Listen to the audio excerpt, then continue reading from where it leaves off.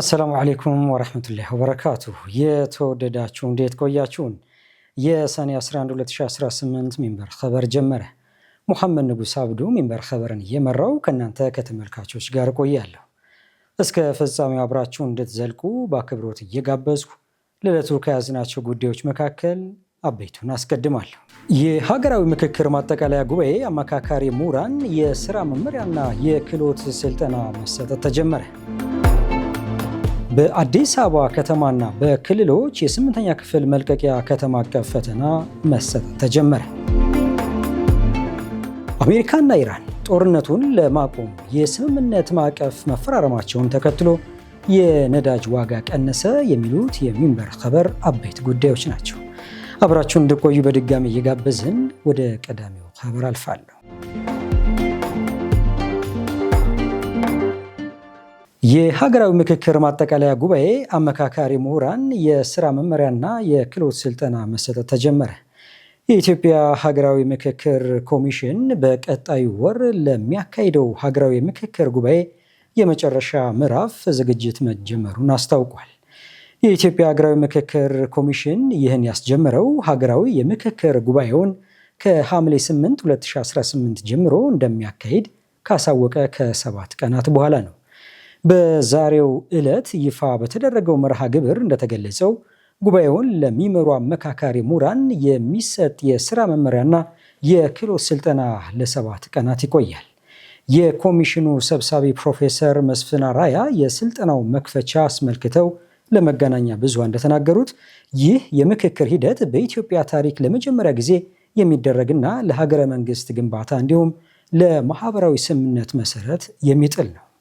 ኮሚሽኑ እስካሁን በሁሉም የኢትዮጵያ አካባቢዎች ህዝባዊ አጀንዳዎችን በስፋት ሲያሰባስብ መቆየቱንና አሁን ላይ ሁሉንም ያካተተ የምክክር መድረክ ለመጀመር በዝግጅት ላይ መሆኑን ጠቁመዋል።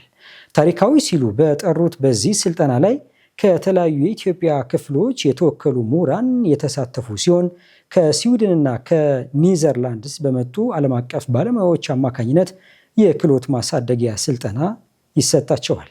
ፕሮፌሰር መስፍን አራያ ምሁራኑ የተጠለባቸውን ይህንን ታሪካዊና ሀገራዊ ኃላፊነት በብቃት እንዲወጡ ጥሪ አቅርበዋል። መሰረታዊ የሆኑ ጽንሰ ሀሳቦች፣ የአመካካሪነት፣ የፋሲሊቴሽን ጽንሰ ሀሳቦች በሚገባ እንዲገነዘቡ ይደረጋሉ። በነገራችን ላይ አንዳንዶቹ አመካካሪዎች እንዲያውም ከአሁን በፊትም በዚህ ዙሪያም የራሳቸው የሆነ ጠንካራ የሆነ ስልጠና እውቀት ያላቸው፣ አንዳንዶቹ እንዲያውም አልፎ ተርፈው የምርምርና የጽሁፍ ምርምሮችን ያወጡ ናቸው።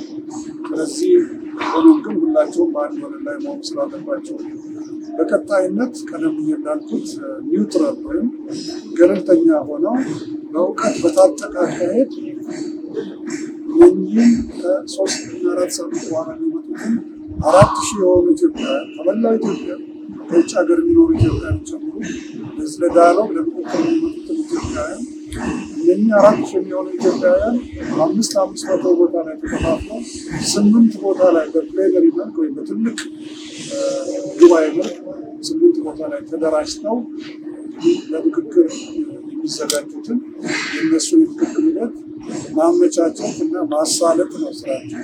የኢትዮጵያ እስልምና ጉዳዮች ጠቅላይ ምክር ቤት ከ2 ዓመት በፊት ለምክክር ሂደት የሚቀርቡ የሀገሪቱን ሙስሊሞች አጀንዳዎች ለኮሚሽን ማቅረቡ ይታወሳል። መጅሊስ ያቀረባቸው 9 አጀንዳዎች ታሪክና ትርክት፣ ሀገራዊና ህዝባዊ ምልክቶች፣ የሲቪል መብቶችና ፍትሐዊ ሀብት ክፍፍል፣ የህዳጣን መብት፣ የኢትዮጵያ የተለያዩ ዓለም አቀፍ ድርጅቶች አባል መሆን፣ የመንግስትና ሃይማኖት ግንኙነት፣ ለሙስሊም ጠልነት እውቅና መስጠትና ማስተካከል፣ የህዝብና ቤት ቆጠራ እንዲሁም አካታች ኢኮኖሚና ፋይናንስ ማስፈን የሚሉት ናቸው። በሀገራዊ ምክክር ኮሚሽን በመጨረሻ ምዕራፍ ላይ በተለያየ ዘርፍ ከ4,000 ተሳታፊዎች ይገኛሉ ተብሎ ይጠበቃል። ከታዋቂ ግለሰቦችና ከተጽዕኖ ፈጣሪዎች ዘርፍ 70 ሰዎች እንደተመረጡ ታውቋል። በዚህ ዝርዝር ውስጥም ሙስሊም ጋዜጠኞች፣ አክቲቪስቶች፣ የህግ ባለሙያዎች፣ ሌሎችም እንደሚሳተፉ ሚንበር ቲቪ ተረድቷል። አዲስ አበባና ድሬዳዋን ጨምሮ በክልሎች የ8ኛ ክፍል መልቀቂያ ከተማ አቀፍ ፈተና መሰጠት ተጀመረ። በአዲስ አበባ ከተማ አስተዳደር የ8ኛ ክፍል መልቀቂያ ከተማ አቀፍ ፈተና መሰጠት የተጀመረው ዛሬ ሐሙስ ሰኔ 11 2018 ነው። በከተማ አስተዳደሩ ውስጥ ለፈተናው የተመዘገቡት 86783 መሆናቸውን የመዲናዋ ትምህርት ቢሮ አስታውቋል። ዛሬን ጨምሮ ለ2 ቀናት የሚቆየው ፈተና በ201 የፈተና ጣቢያዎች ተጀምሯል።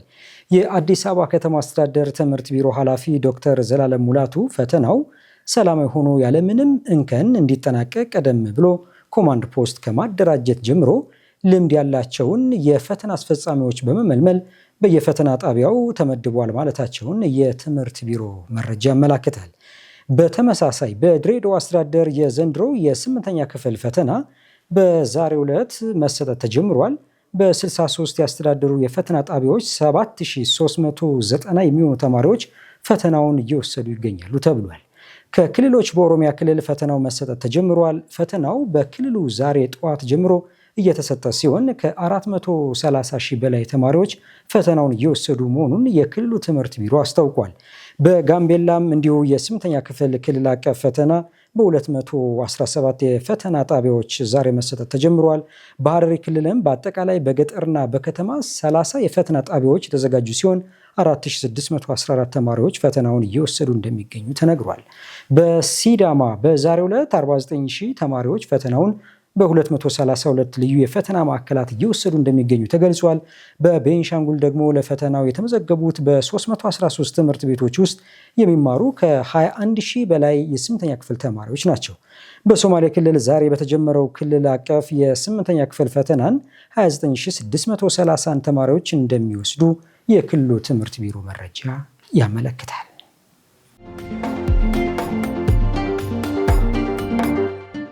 ቀጥለናል። ህንድ ሙስሊሞችን በኃይል ወደ ባንግላዴሽ በህገወጥ መንገድ ማባረር በአስቸኳይ እንድታቆም ሂውማን ራይትስ ዎች ጥሪ አቀረበ። አሚናት መሐመድ ዝርዝሩን ተመልክተዋለች። የህንድ ባለስልጣናት በሀገሪቱ የሚኖሩ በርካታ ሙስሊም የቤንጋሊ ተወላጆችን ያለምንም በቂ ህጋዊ ሂደት በኃይል ወደ ጎረቤት ሀገር ባንግላዴሽ እያባረሩ መሆኑን ዓለም አቀፉ የሰብአዊ መብት ተቆርቋሪ ሂውማን ራይትስ ዎች አስታውቀዋል። ድርጅቱ ባወጣው አዲስ ሪፖርት የህንድ የድንበር ጠባቂ ኃይሎች የሰዎቹን የዜግነት ጥያቄ በአግባቡ ሳይመረምሩና ህጋዊ ሂደቶችን ሳይከተሉ በድንበር ላይ እያሻገሯቸው ይገኛል ብለዋል። በሌላ በኩል የባንግላዴሽ ባለስልጣናት የዜግነት ማረጋገጫ ሂደት ሳይከናወን የተባረሩ ሰዎችን አንቀበልም ማለታቸውን ገልጸዋል። ይህን ተከትሎም በርካታ ቤተሰቦች በሁለቱ ሀገራት ድንበር መካከል በሚገኝ ማንም የማይገዛው መሬት ሜዳ ላይ ተጥለው ለመቅረት ተገደዋል ሲል ገልጸዋል። ችግሩ በህንድ ምዕራብ ቤንጋል ግዛት የተከሰተ ሲሆን የግዛቱ ባለስልጣናት ከባንግላዴሽ በህገ ወጥ መንገድ የገቡ ሰነድ አልባ ስደተኞች ናቸው ያሏቸውን ሰዎች እንዲወጡ ካዘዙ በኋላ ነው። ይሁን እንጂ ሂውማን ራይትስ ዎች እንደገለጸው ኢላማ ከተደረጉት ሰዎች መካከል አብዛኞቹ ለረጅም ዘመናት በህንድ ውስጥ የቆዩ ነዋሪዎች ናቸው። የባንግላዴሽ ድንበር ጠባቂ ኃይል ከግንቦት ወር ማገባደጃ ጀምሮ የህንድ ድንበር ጠባቂዎች ሰዎችን በኃይል ድንበር ለማሻገር ያደረጓቸውን ከ20 በላይ ሙከራዎችን አክሽፌያለሁ ብለዋል። ከእነሱም ውስጥ ሴቶችና ህጻናትን ጨምሮ ከ200 በላይ ሰዎች እንደነበሩ ገልጸዋል። የሂውማን ራይትስ ዎች የእስያ ምክትል ዳይሬክተር ሚናክሺ ጋንጉሊ የህንድ ባለስልጣናት መሰረታዊ ሰብአዊ መብቶችን ወደ ጎን በመተው ቤተሰቦችን በጭካኔ ወደ ባንግላዴሽ እየገፉና በድንበር ላይ አስገዳጅ በሆነ ሁኔታ እንዲንከራተቱ እያደረጉ ነው ብለዋል። ድርጅቱ ያነጋገራቸው የአይን እማኞች እንደገለጹት የህንድ ድንበር ጠባቂ ወታደሮች በግዳጅ ድንበር ከማሻገር በተጨማሪ ከመባረራቸው በፊት የመታወቂያ ሰነዶቻቸው፣ ገንዘባቸውና የግል ንብረቶቻቸውን እንደሚቀሙ ተናግረዋል። ባንግላዴሽ በበኩሏ ተመላሾችን የምትቀበለው በዲፕሎማሲያዊ መስመርና በህጋዊ መንገድ ብቻ እንደሆነ ገልጻለች። የሀገሪቱ ባለስልጣናት ማንኛውም የባንግላዴሽ ዜጋ የተባለ ሰው ወደ ሀገር ከመመለሱ በፊት የባንግላዴሽ ዜግነት ያለው መሆኑ በቅድሚያ መረጋገጥ አለበት ስትል አጥብቃ አሳስባለች። ዓለም አቀፍ የመብት ተሟጋቹ ድርጅት በበኩሉ ህንድ የሰዎችን ዜግነት በዘፈቀደ የመግፈፍ መብት እንደሌላትና በዘር ወይም በብሔር ላይ የተመሰረተ መድሎ እንዳታደርግ በዓለም አቀፍ ህግጋት እንደምትገደድ አስታውሰዋል። ሀገሪቱ ይህን ህገወጥ ማባረር በአስቸኳይ እንድታቆምና ከባንግላዴሽ ጋር በመሆን የሰዎችን የዜግነት ጥያቄ በህጋዊ መንገድ እንድታጣራ ጥሪ አቅርበዋል።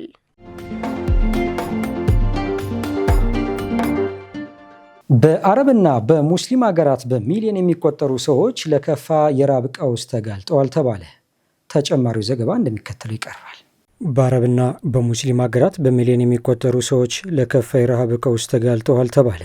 በተለያዩ የአረብና ሙስሊሞች በሚበዙባቸው ሀገራት የሚኖሩ በሚሊዮን የሚቆጠሩ ሰዎች በግጭቶች፣ በኢኮኖሚ ጫናና በሰብአዊ እርዳታ የገንዘብ እጥረት ሳቢያ የምግብ ዋስትና እጦት እያጋጠማቸው መሆኑን አንድ አዲስ የተባበሩት መንግስታት ድርጅት ሪፖርት ገልጿል። የዓለም የምግብ ፕሮግራምና የግብርናና ምግብ ድርጅት በጋራ ባወጡት የራብ ቀውስ ቀጠናዎች የተሰኘ ሪፖርት ፍልስጤምን፣ የመንንና ሱዳንን ከፍተኛ አደጋ ከተጋረጠባቸው አካባቢዎች ተርታ መድቧቸዋል። ሪፖርቱ አስቸኳይ እርምጃ ካልተወሰደ ከባድ የራብ ቀውስና የሞት ምጣኔ ሊቀጥል እንደሚችል አስጠንቅቋል። የተባበሩት መንግስታት ድርጅት ባለስልጣናት እንደገለጹት ግጭትና ጥቃት ለምግብ ዋስትና እጦት ዋነኛ መንስኤዎች ሆነው የቀጠሉ ሲሆን አብዛኛዎቹ ተለይተው የታወቁት የቀውስ ቀጠናዎች በጦርነት፣ በመፈናቀል፣ በፈረሰ መሰረተ ልማትና ሰብአዊ እርዳታ የማድረስ ዕድል በመገደቡ የተጎዱ ናቸው። ሪፖርቱ ሊባኖስን ለመጀመሪያ ጊዜ በምግብ ዋስትና እጦት ቀውስ ቀጠናነት የመደባት ሲሆን ሁኔታዋ ይበልጥ ሊባባስ ስለሚችል የቅርብ ክትትል ከሚያስፈልጋቸው ሀገራት ተርታ አስቀምጧታል። ሊባኖስ ከፍተኛ የህዝብ መፈናቀል፣ የምግብ ዋጋ መጨመርና የኢኮኖሚ አለመረጋጋት የገጠማት ሲሆን በደቡብ ክፍል የተቀሰቀሰው አዲስ ውጥረት ቀደም ሲል በሸቀጦች እጥረት ለሚሰቃዩ ማህበረሰቦች ተጨማሪ ጫና ፈጥሯል። ሪፖርቱ ሱዳን፣ ደቡብ ሱዳን፣ ጋዛና ሶማሊያ እጅግ አሳሳቢ ሁኔታ ውስጥ እንደሚገኙ ጠቁሟል። በእነዚህ አካባቢዎች በአንዳንድ ክፍሎች የራብ አደጋ የመከሰቱ ዕድል አሁንም ከፍተኛ መሆኑን አመልክቷል። የተባበሩት መንግስታት ድርጅት ባለስልጣናት ከጥቅምት ወር የተኩስ አቁም ስምምነት በኋላ በጋዛ ያለው የምግብ ሁኔታ መጠነኛ መሻሻል ማሳየቱን ቢገልጹም በመሰረተ ልማት ውድመትና እርዳታን ለማድረስ በሚያጋጥሙ ቀጣይ ችግሮች ምክንያት የሰብአዊ ሁኔታው አሁንም እጅግ ደካማ ደረጃ ላይ ይገኛል። ሪፖርቱ በተጨማሪም በአካባቢያዊ ውጥረቶችና በሆርሙዝ የባህር ወሽመጥ ወይም መዘጋት ምክንያት ሊፈጠሩ የሚችሉ መስተጓጎሎችን እየጠቆመ ሲሆን ይህም በኃይል አቅርቦት፣ በማዳበሪያ ገበያና በትራንስፖርት ወጪ ላይ የሚያደርሰው ተጽዕኖ የምግብ ዋጋን ይበልጥ ሊያነረው እንደሚችል አስጠንቅቋል። የተባበሩት መንግስታት ድርጅት ባለስልጣናት እንደ ሱዳን፣ ፍልስጤም፣ ሌባኖስ፣ የመንና ሶሪያ ያሉ ሀገራት በአካባቢያዊ የምግብ ምርት መዳከም፣ በኢኮኖሚ መናወጥና በሰብአዊ ድጋፍ መቀነስ ምክንያት ይበልጥ ተጋላጭ መሆናቸውን ገልጿል። ይሁን እንጂ በሪፖርቱ የተገለጹት እጅግ የከፉ ውጤቶች የማይቀሩ እንዳልሆኑና አፋጣኝ የፖለቲካ ቁርጠኝነትን፣ የሰብአዊ ትብብርንና የተቀናጀ ዓለም አቀፍ ጥረትን እንደሚሹ ባለስልጣናቱ አጽንኦት ሰጥተዋል። ድርጅቶቹ የከፋ የረሃብ ቀውስን ለመከላከል ያለው ድል እየጠበበ መሆኑን በማስጠንቀቅ መንግስታት ለምግብ ዋስትናና ለአደጋ ጊዜ ምላሽ እርምጃዎች ቅድሚያ እንዲሰጡ አሳስበዋል።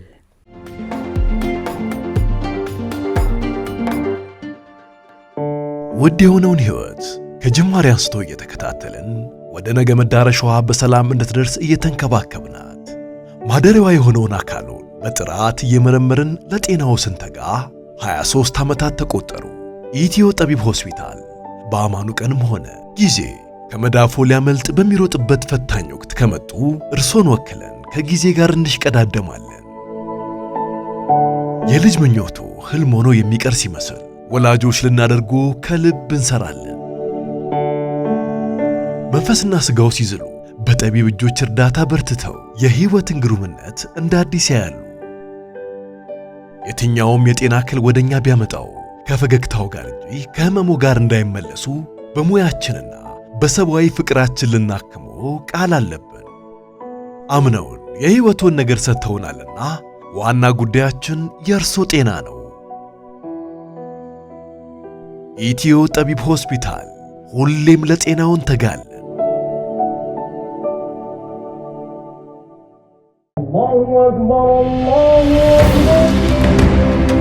ጥረት የምንጊዜም ወዳጃችን ናት። ድካም ከሥራ የሚፈጠር ስሜት፣ ራሚስ ከድካሞ የሚያርፉበት ተስፋ፣ ንግድ የልፋቶን የሚመነዱበት ሱና፣ አማና እንደ ወንዛችን ገባር ምንጮች በጋራ የገነባነው ተቋም ራሚስ ባንክ ሁልጊዜም ግቦን የሚያሳኩበት እድል አለ። እኛ ጥረትን ከሚወዱት ጋር ነን። እነዚህ ልማዶቻችን ተቋም ሆነው ራሚስ ባንክን ፈጥረዋል። ስኬት ደግሞ ከጥረቱ ጋር የሚመጣ በረከት ነው። በባንካችን የሞባይል ባንኪንግ፣ የኤቲኤም እንዲሁም የኢንተርኔት ባንኪንግ አገልግሎቶቻችንን ተጠቃሚ ይሁኑ።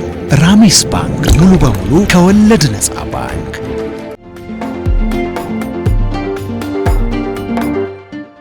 የተወደዳችሁ አሁንም እየተከታተላችሁ የምትገኙት ሚንበር ኸበርን ነው።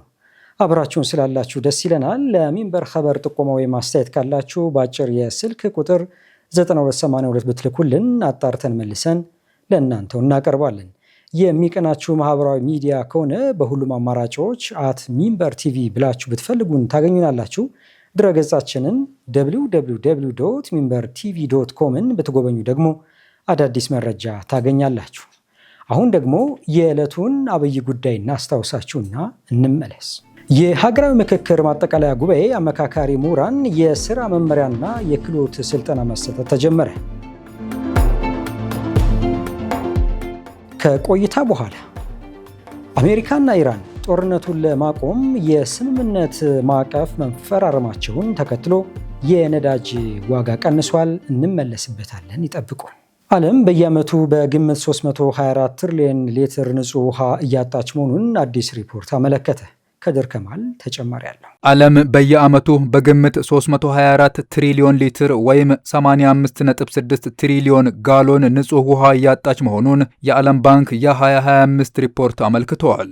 ይህ የተገለጸው የተባበሩት መንግስታት ድርጅት በበረሃማነትና በድርቅ ዙሪያ የህዝብ ግንዛቤን ለማሳደግና የተራቆቱ መሬቶችን መልሶ ለማቋቋም የሚደረጉ ጥረቶችን ለማበረታታት ሰኔ 10ን ዓለም አቀፍ የበረሃማነትና የድርቅ መከላከያ ቀን አድርጎ በሰየመበት ዕለት ነው። ድርጅቱ በዚህ ዓመት ሪፖርቱ የሳተላይት ምስሎችን ዋቢ በማድረግ በዓለም ዙሪያ ውሃ እየጠፋባቸው ያሉ 10 ቦታዎችን ይፋ አድርገዋል። በዚህም መሰረት በቀዳሚነት የተቀመጠው በደቡብ አሜሪካ የሚገኘው ፓራና ወንዝ ነው። ወደ 4900 ኪሎ ሜትር የሚረዝመው የፓራና ወንዝ ከአማዞን ቀጥሎ የደቡብ አሜሪካ ሁለተኛው ረጅሙ ወንዝ ሲሆን ብራዚልን፣ ፓራጓይን እና አርጀንቲናን የሚያገናኝ ወሳኝ የንግድ የደም ስር ነው። የ1990 እና የ2026 የሳተላይት ምስሎች ንጽጽር እንደሚያሳየው ለዓመታት በዘለቀው ድርቅ ምክንያት በሮዛሪዮ ወደብ ያለው የውሃ መጠን በከፍተኛ ሁኔታ አሽቆልቁለዋል። ይህ አስከፊ መድረቅ የእህል ማጓጓዣ ስራን ሲያስተጓጉል በኢታይፑ ግድብ የሚመነጨውን የሃይድሮ ኤሌክትሪክ ኃይል ቀንሷል። እንዲሁም ሰፊ የወንዝ ወለል፣ ጠፍጣፋ መሬቶችን እና አዲስ የተፈጠሩ ደሴቶችን በግልጽ እንዲታዩ አድርገዋል። በ3700 ሜትር ወይም 12000 ጫማ ከፍታ በቦሊቪያ የሚገኘው የፖኦፖ ሐይቅ በከፍተኛ ቦታ ላይ ከሚገኙና እየጠፉ ካሉ ሐይቆች መካከል በዓለም ላይ እጅግ አስከፊ ከሆኑት ምሳሌዎች አንዱ ነው። በቦትስዋና በኦካቫንጎ ዴልታ ደቡብ ምዕራብ ጫፍ ላይ የሚገኘው ንጋሚ ሐይቅ ከኦካቫንጎ ስርዓት በሚወጣው የውሃ ፍሰት ላይ በመመስረት በእርጥብ መሬትና በደረቅ ሁኔታ መካከል ከፍተኛ መዋዠቅ ይታይበታል ተብለዋል። ከላይኛው ተፋሰስ የሚመጣው የውሃ ፍሰት መለዋወጥና በከባድ ድርቅ ምክንያት ሐይቁ በጣም ዝቅተኛ ደረጃ ላይ በደረሰበት ወቅት ሙሉ በሙሉ ሊጠፋ ተቃርቦ ነበር። ይህም ምርታማ የነበሩ የአሳ ማጥመጃ ቦታዎችን እና የእንስሳት ግጦሾችን ወደ ተሰነጣጠቀ መሬት ቀይሯቸው የነበረ ቢሆንም ከጊዜ በኋላ ግን በከፊል የማገገም ደረጃ ላይ መግባት ችለዋል። በሳንቲያጎ አቅራቢያ በፓይን የሚገኘው አኩሌኦ ላጉን፣ በሰሜን ምዕራብ ኢራን የሚገኘው የኦርሚያ ሐይቅ፣ በደቡብ ኢራቅ የሚገኘው የአልቺ ባይሽ ረግረግ መሬት፣ በደቡብ ማዳጋስካር የምትገኝ ከተማ አምቦቮምቤ፣ በሰሜናዊ ማሊ በሳሐራ ጠርዝ አቅራቢያ የሚገኘው የፋጉቢን ሐይቅ፣ በኔቫዳ እና አሪዞና ድንበር ላይ የሚገኘው ሚድ ሐይቅና በሰሜን ምዕራብ ኡዝቤኪስታን የሚገኘው ደቡብ አራል ባህር ተጠቅሰዋል። በ10ኛ ላይ የተጠቀሰው ሚድ ሐይቅ በሰው ልጅ ምክንያት ከተከሰቱት የዓለማችን እጅግ አስከፊ የአካባቢ ጥፋቶች አንዱ ነው። የ1984 እና የ2020 የሳተላይት ምስሎች ንጽጽር የሐይቁን አስገራሚ መጥፋት ያሳያል። ለ10 ዓመታት መስኖ ልማት ሲባል የወንዞች አቅጣጫ መቀየሩን ይህንን ግዙፍ የውሃ አካል ከ90 በመቶ በላይ እንዲቀንስ እና የቀድሞው የሐይቁ ወለል ሰፊ ክፍሎች ደርቀው እንዲቀሩ አድርገዋል። የተባበሩት አረብ ኤምሬትስ ዕድሜያቸው ከ15 ዓመት በታች የሆኑ ህጻናት የማህበራዊ ሚዲያ እንዳይጠቀሙ አገደች። የተባበሩት አረብ ኤምሬትስ ካቢኔ ዕድሜያቸው ከ15 ዓመት በታች የሆኑ ህፃናት በማህበራዊ ሚዲያ መድረኮች ላይ የግል አካውንት እንዳይከፍቱ፣ እንዳይጠቀሙና ይዘቶችን እንዳያገኙ የሚከለክል አዲስ ውሳኔ በይፋ አጽድቋል። ሰኔ 11 2018 የተላለፈው ውሳኔ የማህበራዊ ሚዲያ መድረኮች አዲሶቹን መመዘኛዎች እስከ 12 ወራት በሚደርስ የሽግግር ጊዜ ውስጥ ከሚመለከታቸው ባለስልጣናት ጋር በመተባበር ደረጃ በደረጃ ተግባራዊ እንዲያደርጉ እንደሚያስችላቸው ተገልጿል። ውሳኔው የመጣው በልጆች የማህበራዊ ሚዲያ መድረኮች አጠቃቀም በመጨመሩ ሲሆን ከዚህ ጋር ተያይዘው ከሚመጡ የዲጂታል ተግዳሮቶችና አደጋዎች ለመከላከል ያለመ ነው ተብሏል። እነዚህም አግባብ ላልሆነ ይዘት መጋለጥ፣ ደህንነቱ ያልተጠበቀ መስተጋብርና ከመጠን በላይ መጠቀም የሚሉት ተጠቅሰዋል። ሆኖም ከ15 እስከ 16 ዓመት የሆናቸው ህፃናት ለዕድሜያቸው ተስማሚ የሆነ የይዘት ምደባ፣ የተገደበ መስተጋብር ቁጥጥር የሚደረግበት የአጠቃቀም ጊዜና የወላጅ ቁጥጥርን ለመሰሉ መከላከያ እርምጃዎች ተገዢ በሆኑ ማህበራዊ መድረኮች መጠቀም ይፈቀድላቸዋል። የተባበሩት አረብ ኤምሬትስ ውሳኔ ተጠቃሚዎች አካውንት እንዲከፍቱ፣ ይዘቶችን እንዲያጋሩ በሚፈቅዱና በተለይም ይዘቶችን በተጠቃሚው ፍላጎት ልክ መርጠው ለሚያሳዩ ማንኛውም ነፃ ወይም የሚከፈልባቸው የማህበራዊ ሚዲያ መድረኮች ላይ በሙሉ ተፈጻሚ የሚሆን ነው። በውሳኔው መሰረት ምንም እንኳን ወላጅ ልጁ መድረኮቹን እንዲጠቀም ፈቃድ ቢሰጥም እንኳን የወላጅ ፈቃድ በህጉ ላይ የተቀመጡትን ጥብቅ መመሪያዎችና ደንቦች ለመጣስ አይሆንም ተብሏል። እንደ አውሮፓውያን አቆጣጠር በ2024 የተደረገ ጥናት እንደሚያሳየው በተባበሩት አረብ ኤምሬትስ ውስጥ ያሉ ልጆች በእነዚህ መድረኮች ላይ በየቀኑ ለ3 ሰዓታት ያህል ያሳልፋሉ። እንደ ክሊጅ ታይምስ ዘገባ የተባበሩት አረብ ኤምሬትስ በዚህ ሳምንት ተመሳሳይ ውሳኔ ካሳለፈችው ዩናይትድ ኪንግደም፣ አውስትራሊያና ማሌዥያ በመከተል የማህበራዊ ሚዲያ ተደራሽነትን ከገደቡ ሀገራት ተርታ ተካታለች።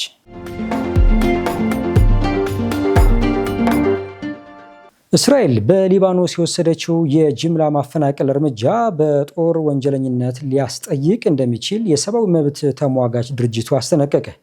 ዓለም አቀፉ የሰብአዊ መብት ተሟጋች ድርጅት አምነስቲ ኢንተርናሽናል ባወጣው መግለጫ የእስራኤል ጦር በሊባኖስ ውስጥ የወሰደው የጅምላ ማፈናቀል ትዕዛዝ በዓለም አቀፍ ሕግ መሰረት በጦር ወንጀለኝነት የሚያስጠይቅ መሆኑን አስጠንቅቋል። ድርጅቱ በእስራኤል ወታደራዊ ትዕዛዞች ዙሪያ ባካሄደው ምርመራ ያገኛቸውን ግኝቶች ባካተተበት መግለጫው ላይ በደቡብ ሊባኖስ ክፍሎች የእስራኤል ጦር ሲቪሎችን በኃይል ማፈናቀሉና ወደ ቀያቸው እንዳይመለሱ መከልከሉ ህገወጥ ዝውውር ሲሆን ይህም የጦር ወንጀል ነው ብሏል። የእስራኤል ጦር መሰል ማፈናቀል ትዕዛዞችን አጠቃቀም በከፍተኛ ደረጃ ማስፋፋቱንና ይህም በመላው ሊባኖስ በመቶ ሺዎች የሚቆጠሩ ሰዎችን እንዲፈናቀሉ ማድረጉን ድርጅቱ ጠቁሟል። እንደ ድርጅቱ ከሆነ ቴል አቪቭ አትመለሱ የሚሉ መመሪያዎቿን ያሰፋች ሲሆን የደቡብ ሊባኖስ ነዋሪዎች እስራኤል ራሷ ባወጀችውና የሀገሪቱን 6% ያህል በሚሸፍነው የቋት ቀጠና ውስጥ ወደሚገኙ መንደሮች እንዳይመለሱ አግዳለች። በመግለጫው መሰረት የቀድሞው የተኩስ አቁም ስምምነት በስራ ላይ ከዋለ ማግስት ማለትም እንደ አውሮፓውያን አቆጣጠር ኖቬምበር 28 ቀን 2024 ላይ የእስራኤል ጦር 4.6% የሚሆነውን የሊባኖስ ግዛት ዝግ ቀጠና አድርጎ አውጆ ነበር። እንደ አውሮፓውያን አቆጣጠር በ2026 ደግሞ የኤፕሪል 17ቱ የተኩስ አቁም ስምምነት በታወጀ በሶስተኛው ቀን ይህ የተከለከለው ቀጠና ወደ 6% ገደማ እንዲሰፋና የፊት መስመር መከላከያ ቀጠና ተብሎ እንዲሰየም ተደርጓል። በዚህ ምክንያትም ነዋሪዎች ቀደም ሲል በ10 ሺዎች የሚቆጠሩ ሲቪሎች ይኖሩባቸው ወደ ነበሩ በርካታ መንደሮች እንዳይመለሱ ታዘዋል። የሊባኖስ ባለስልጣናት እንደሚሉት እስራኤል ከማርች 2 ጀምሮ በሊባኖስ ላይ እያካሄደች ባለው ጥቃት ከ3820 በላይ ሰዎች ሲገደሉ ከ11850 በላይ ቆስለዋል። እንዲሁም ከ1 ሚሊዮን በላይ የሚሆኑት ተፈናቅለዋል። አሜሪካና ኢራን ጦርነቱን ለማቆም የስምምነት ማዕቀፍ መፈራረማቸው ተከትሎ የነዳጅ ዋጋ ቀነሰ። አሜሪካና ኢራን ጊዜያዊ የሰላም ስምምነት መፈራረማቸው ተከትሎ የዓለም የነዳጅ ዋጋ መቀነሱን ቀጥሏል። ይህም የአሜሪካው ፕሬዝዳንት ዶናልድ ትራምፕ ወታደራዊ ዘመቻቸውን መልሰው ሊጀምሩ እንደሚችሉ በመግለጽ አስጠንቅቀውት የነበረውን የዋጋ መናር የገታው ሆኗል። ሐሙስ ዕለት በኢሲያ ገበያ የብሬንት ድፍድፍ ነዳጅ ዋጋ በ2.3 በመቶ የቀነሰ ሲሆን ይህም ዓለም አቀፍ መለኪያውን ከ24 ሰዓታት በፊት ወደ ነበረበት የዋጋ ደረጃ መልሶታል። ለነሐሴ ወር የሚቀርበው ብሬንት የወደፊት ዋጋ $77.73 የነበረ ሲሆን ይህም አሜሪካና እስራኤል በኢራን ላይ የካቲት 21 ጦርነት ከመጀመራቸው በፊት ከነበረው ዋጋ በ7 በመቶ ገደማ ብቻ ከፍ ያለ ነው። ፕሬዚዳንት ትራምፕ ረቡዕ ዕለት ኢራን ካልተስተካከለች አሜሪካ ወደ ቀድሞ ሁኔታ በመመለስ ቦምብ መጣል ልትጀምር ትችላለች ሲሉ ካስጠነቀቁ በኋላ ላለፉት ጥቂት ቀናት ቀንሶ የነበረው የብሬንት ነዳጅ ዋጋ ለአጭር ጊዜ የአንድ በርሜል ዋጋ $81 በላይ ተሻግሮ ነበር። አልጀዚራ እንደዘገበው ለ4 ወራት ተቋርጦ የነበረው የዓለም የኃይል አቅርቦት ሰንሰለት መፍትሄ ያገኛል በሚል በታየው አዲስ ተስፋ የኤስያ አክሲዮን ገበያዎች ከፍተኛ ጭማሪ አሳይተዋል። የጃፓኑ መለኪያ ኒኬይ 225 እና የደቡብ ኮሪያው ኮስፒ በቅደም ተከተል ከ2 በመቶ እና ከ1.7 በመቶ በላይ በመጨመር የምንጊዜውም ከፍተኛ ደረጃ ላይ ደርሰዋል። ታይዋን ታይክስ እስከ 1.3 በመቶ ሲያድግ የሆንግ ኮንግ ሃንግ ሴንግ ግን ከተቀረው ገበያ በተለየ የ1.7 በመቶ ቅናሽ አሳይቷል። ከመደበኛ የገበያ ሰዓት ውጭ የሚገበያዩት የአሜሪካ አክሲዮኖችም ጭማሪ ያሳዩ ሲሆን ከኤስ&ፒ 500 እና በቴክኖሎጂ ኩባንያዎች ከሚመራው ናስዳክ ጋር የተያያዙት የንግድ ልውጦች በቅደም ተከተል የ0.8 በመቶ እና የ1.3 በመቶ እድገት አሳይተዋል። ዋሽንግተንና ቴህራንን በማስማማት ረገድ አሸማጋይ ሆነው የሰሩት የፓኪስታኑ ጠቅላይ ሚኒስትር ሻባዝ ሻሪፍ ረቡዕ ዕለት እንደገለጹት የአሜሪካና የኢራን የመግባቢያ ስምምነት በአፋጣኝ ተግባራዊ መሆን ጀምሯል። ሻሪፍ እንዳሉት ኢራን የሆርሙዝ የባህር ወሽመጥን ወዲያውኑ ትከፍታለች። አሜሪካን በበኩሏ በኢራን ወደቦች ላይ የጣለችውን የባህር ኃይል እገዳ በአስቸኳይ ታነሳለች።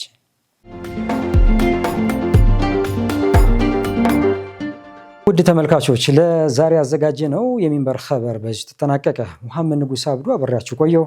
ወሰላሙ አለይኩም ወራህመቱላሂ ወበረካቱ።